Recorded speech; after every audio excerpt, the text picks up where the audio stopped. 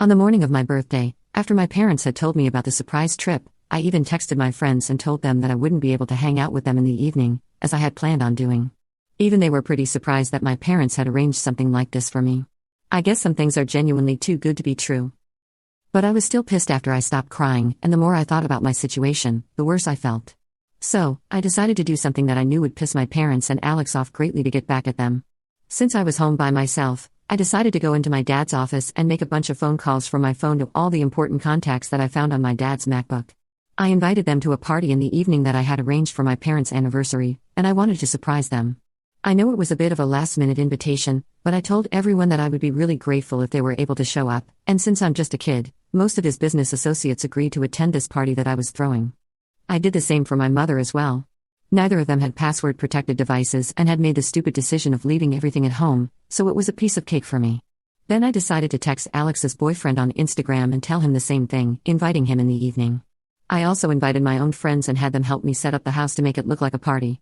Finally, around 7 in the evening, the guests I had invited started showing up, but they were really shocked to see that my parents were nowhere to be found. I kept telling them that it was a surprise for the evening, so they would find out what was going on in due course.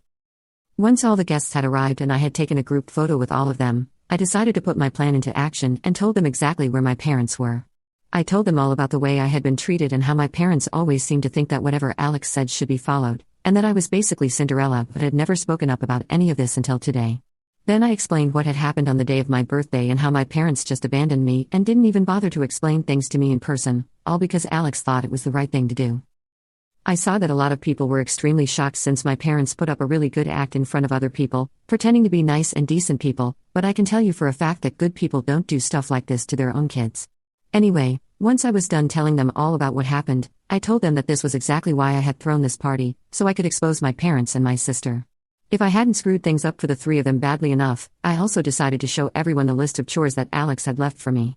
I could see that her boyfriend, who was standing in a corner of the room, had no idea that Alex had this cruel and inhuman streak in her as well. Everyone was quiet after I spoke up and shared what had happened to me. Eventually, I think people realized that there was no point in staying any longer, so some of them left without a word, and some came up to me, consoled me, and then left. The only thing I felt bad about was that I had wasted their time, but I wouldn't worry too much about it.